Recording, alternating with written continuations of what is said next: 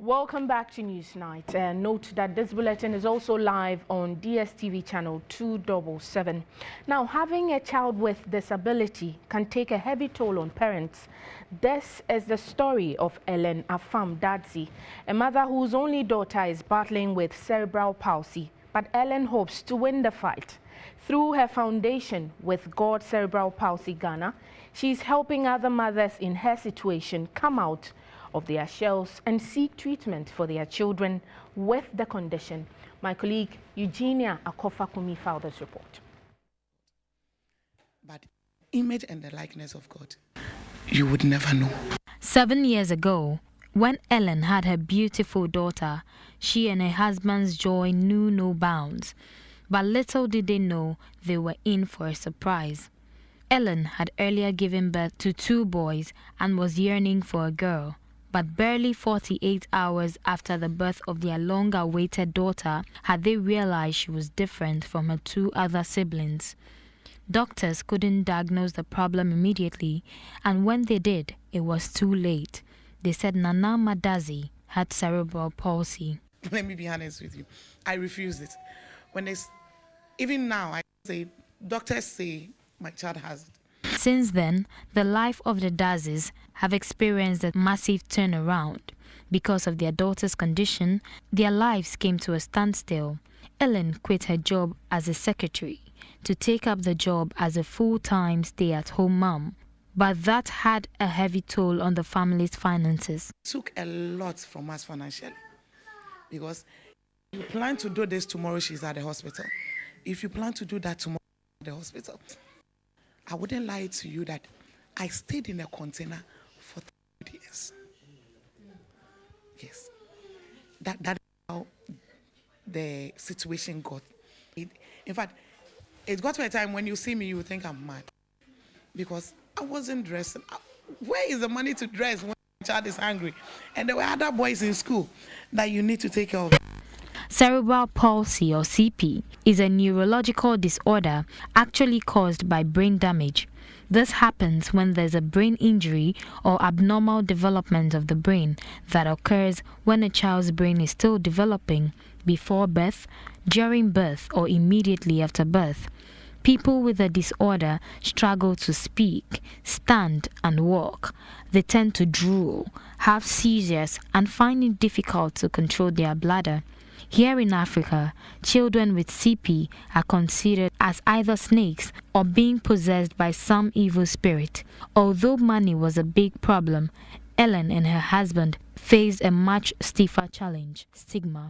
If I even sitting down with a friend or even a family sister, and you want to go and ease yourself and hold my child for me, in fact, instantly she will finish the conversation, want to leave.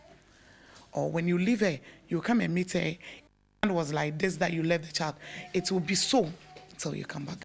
Even at church, I sing at church, and sometimes they call you to come and sing, and you turn back, and nobody wants to take your child. In fact, somebody will be picking the Bible from the back, somebody will be lacing the shoe. Nobody wants to hold your child. They weren't in this alone. Other families also faced a similar problem. When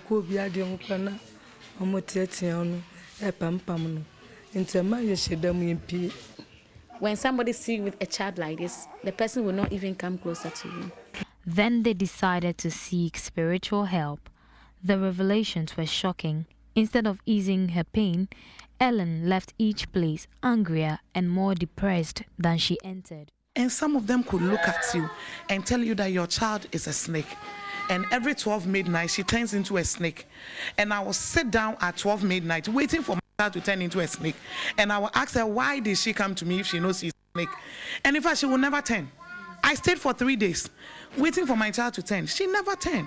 There are many risk factors that cause CP: bacterial and viral infections, bleeding in the brain, lack of oxygen to the brain before, during, or after birth, prenatal exposure to drugs and alcohol, head injuries sustained during birth or in the first few years of infancy.